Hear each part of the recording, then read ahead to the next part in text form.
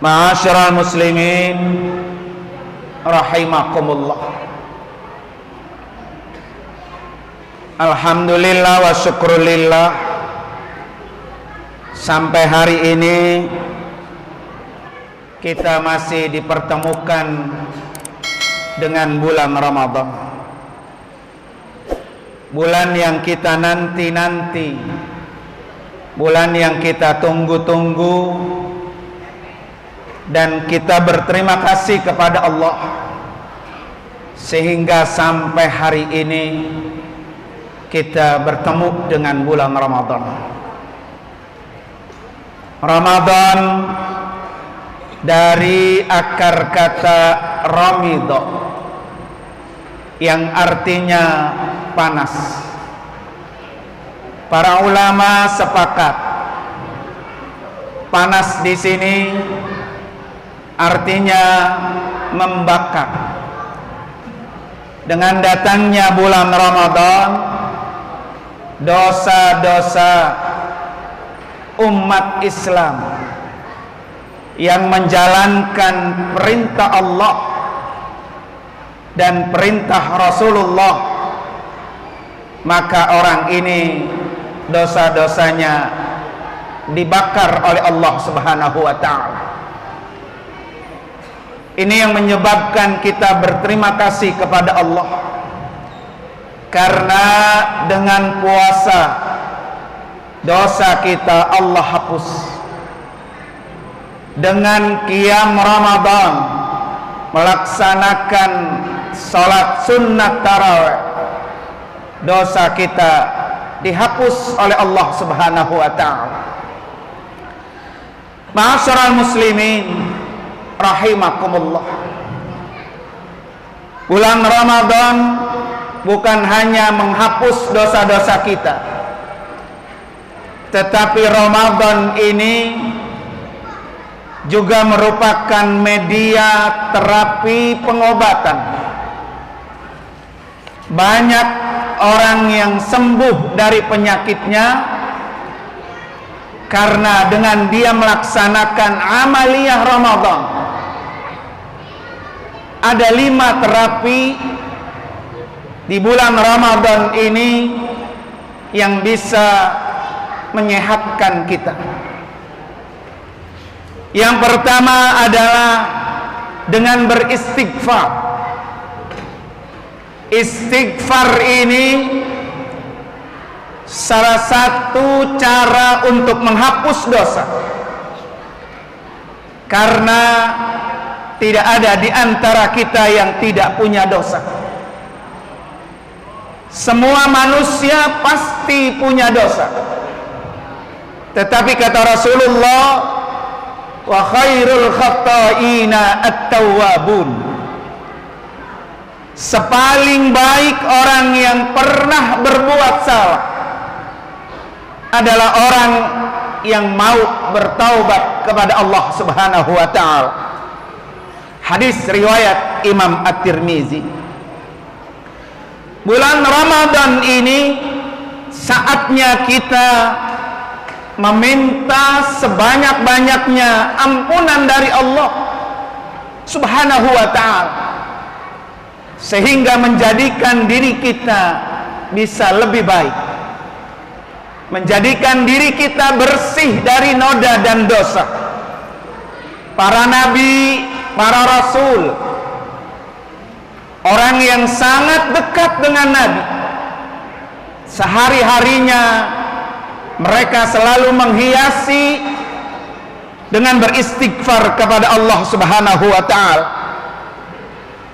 sehingga istighfarnya para nabi dan para rasul ini diikuti oleh para ulama-ulama, di mana istighfar yang dibacakan oleh ulama-ulama ini mereka jadikan sebagai penyelamat. Imam Abu Musa radhiyallahu anhu, beliau berkata, kami mempunyai 2 pengaman dari azab Allah. Pengaman yang pertama telah tiada, Karena pengaman kami yang pertama adalah Rasulullah sallallahu alaihi wasallam. Dan Rasulullah sudah tidak ada di dunia ini.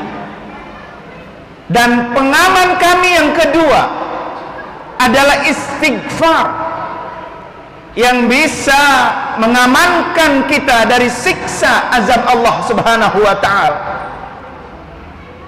Kata Abu Musa, jika istighfar ini juga lenyap, maka kami pasti binasa. Riwayat Imam Al-Bukhari. Begitu juga Imam Hasan Al-Basri, beliau berkata, perbanyaklah istighfar di rumah-rumah kalian, di meja-meja makan kalian, di jalan-jalan kalian, di pasar-pasar kalian, dan di majlis-majlis kalian, sebab kalian tidak tahu kapan ampunan Allah itu datang. Masyarul muslimin rahimakumullah, pesan Rasulullah sallallahu alaihi wasallam begitu sangat dahsyat manfaat istighfar kalau kita bisa amalkan. Di mana kata Rasulullah, man aksaral istighfara ja'alallahu lahu min kulli hammin faraja wa min kulli dikin makhraja wa razaqahu min haitsu la yahtasib. Barang siapa yang selalu memperbanyak beristighfar, maka Allah pasti akan selalu memberikannya jalan keluar dari setiap kesempitan dan kelapangan dari segala kegelisahan, serta Allah akan memberikan rezeki kepadanya dari arah yang tidak pernah ia sangka-sangka. Hadis riwayat Imam Ahmad. Masyarul muslimin rahimakumullah, dikisahkan dari Jabir bin Abdullah meriwayatkan bahwa ada seorang laki-laki yang mendatangi Nabi, kemudian ia bertanya kepada Rasulullah, wahai Rasulullah, aku sampai hari ini belum memiliki keturunan seorang anak pun.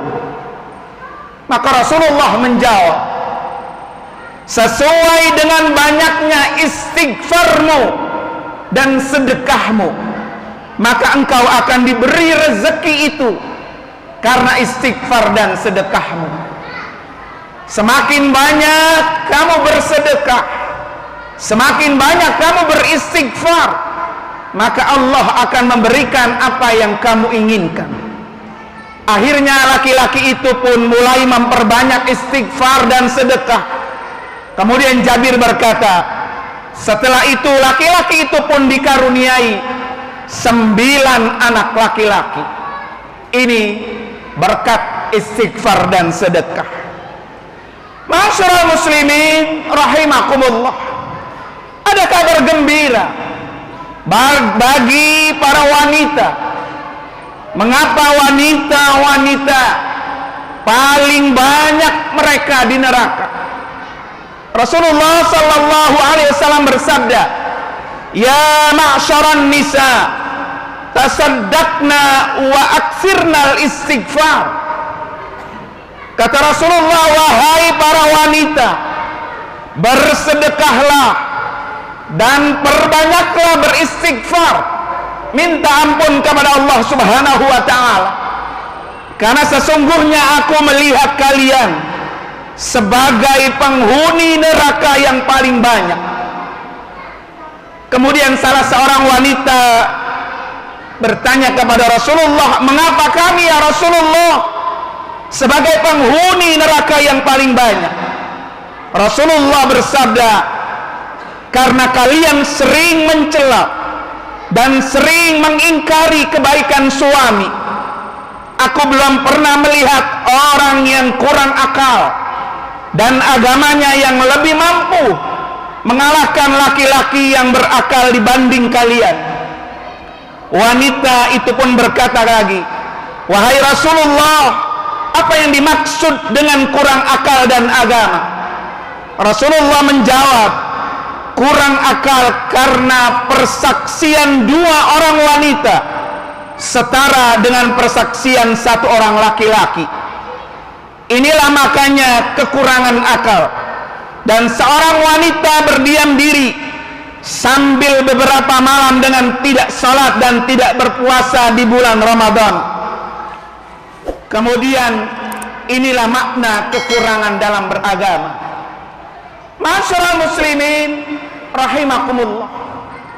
Kemudian terapi yang kedua yang bisa menyembuhkan seseorang dari segala penyakit adalah dengan bersedekah.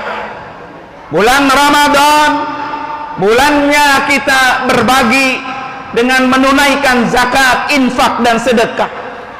Semua itu adalah berfungsi untuk mensucikan dan membersihkan. Puasa mensucikan jasad kita, berzakat adalah mensucikan harta kita.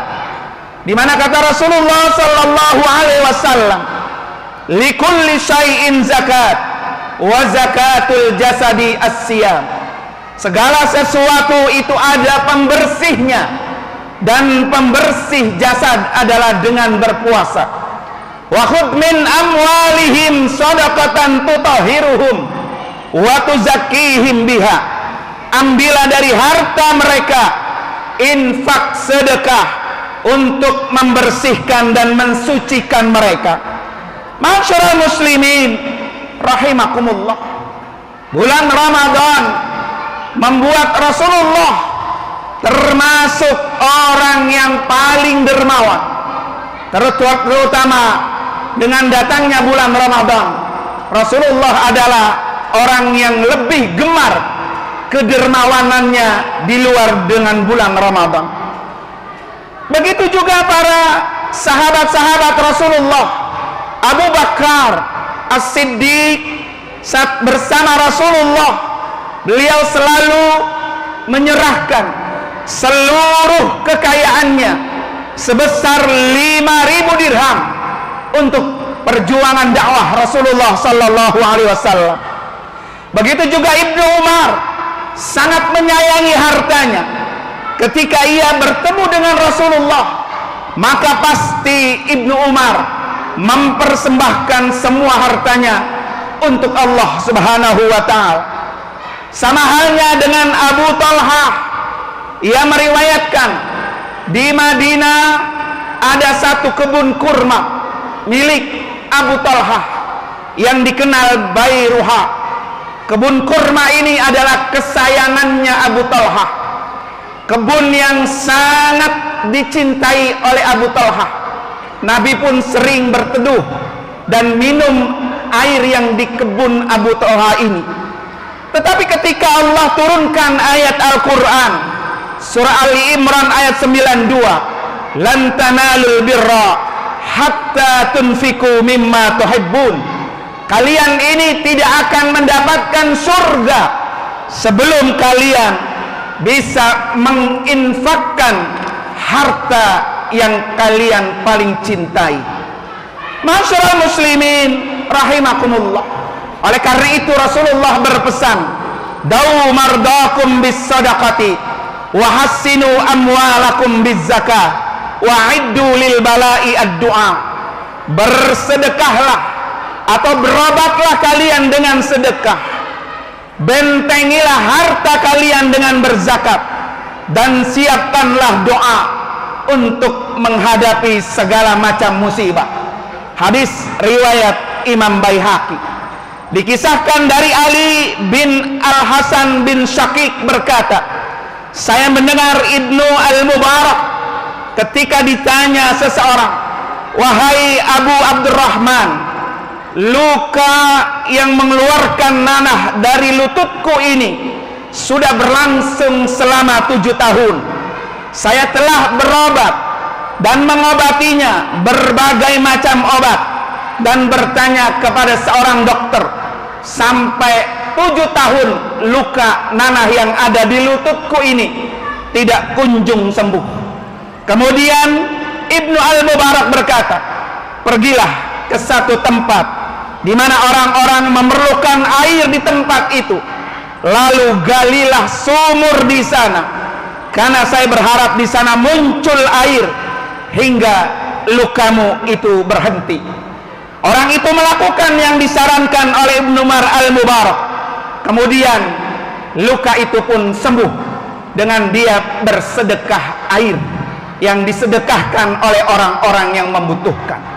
Masyaallah muslimin rahimakumullah. Mudah-mudahan dua terapi yang sudah Allah dan Rasulullah sebutkan ini bisa menjadikan kita di bulan Ramadan ini terhindar bersih dari dosa-dosa dan juga segala penyakit yang ada diri kita.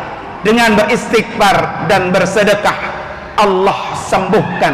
Barakallahu li wa lakum fil Qur'anil Karim wa nafa'ani wa iyyakum bima fihi minal ayati wad dzikril hakim wa taqabbala minni wa minkum tilawatahu innahu samil alim. Aqulu qawli hadza wastaghfirullahal azim li wa lakum wa lisairil muslimina wal muslimat wal mu'minina wal mu'minat fastaghfiruhu huwal ghafurur rahim.